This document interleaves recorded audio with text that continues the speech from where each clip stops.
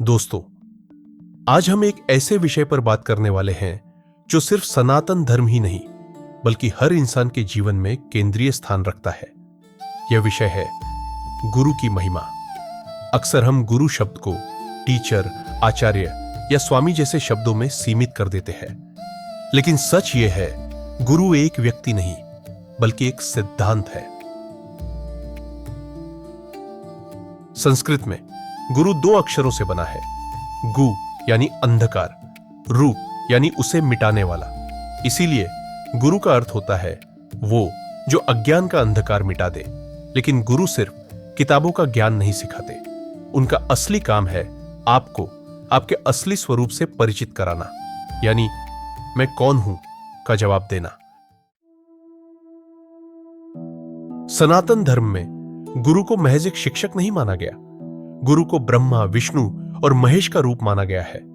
ब्रह्मा जो शिष्य के भीतर ज्ञान का जन्म कराते हैं, विष्णु जो उस ज्ञान को पोषित करते हैं और रक्षा करते हैं, महेश यानी शिव जो पुराने अज्ञान, अहंकार और कर्मों का संहार करते हैं, और अंत में शास्त्र कहते हैं गुरु साक्षात परब्रह्म, यानी गुरु ही परम ब्रह्म है।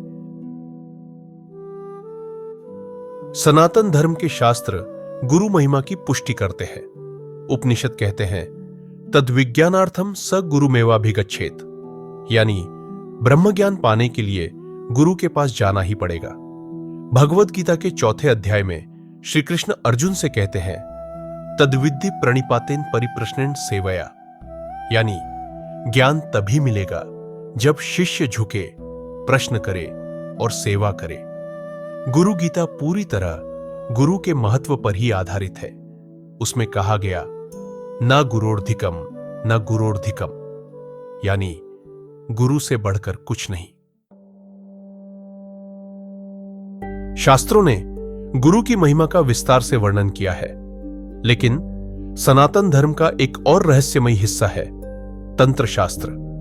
तंत्र सिर्फ मंत्र जाप या अनुष्ठान नहीं है, उसमें ऊर्जा, शक्ति और चेतना का स्थानांतरण होता है, और यह ट्रांसफर सिर्फ गुरु से ही संभव है। तंत्र में गुरु शिष्य परंपरा बेहद सख्त और पवित्र मानी गई है।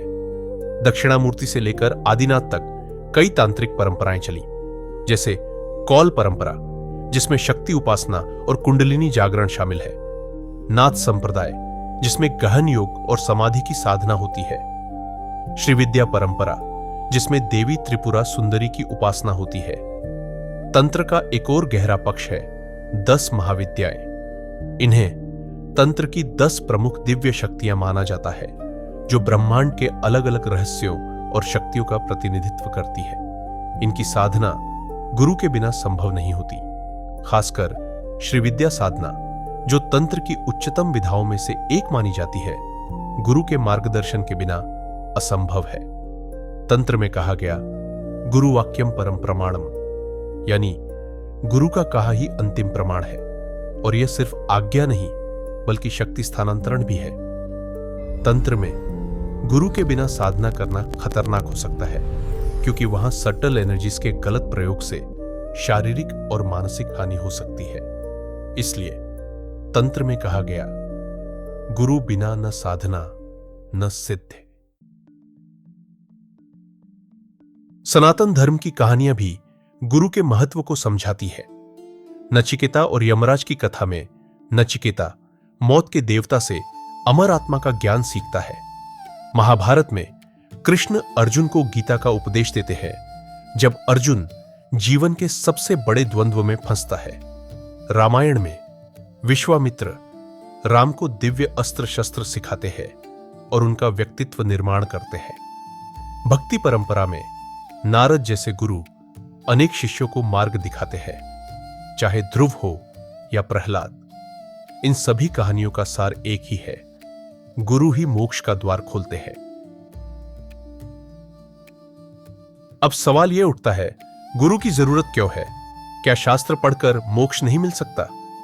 शास्त्र सिर्फ शब्द है, लेकिन गुरु उन शब्दों को अनुभव में बदलते हैं। गुरु 4 काम करते हैं। पहला, अज्ञान का नाश करना। दूसरा, सही दिशा देना। तीसरा, संस्कारों की शुद्धि करना। चौथा, अनुभव का हस्तांतरण करना। इसलिए कहा गया है, गुरु बिना गति नहीं। सनातन धर्म की गुरु शिष्य परंपरा दुनिया की सबसे पुरानी परंपरा है। शंकराचार्य से लेकर उनके 4 प्रमुख शिष्य, रामानुजाचार्य से लेकर उनके शिष्य, भक्ति आंदोलन में तमाम संतों की परंपरा। परंपरा का मतलब सिर्फ किताबें पढ़ाना नहीं है। परंपरा का मतलब है शुद्ध ज्ञान की अगली पीढ़ी तक पहुंच। इसी वजह से सनातन धर्म आज भी जीवित है, बिना किसी रुकावट के।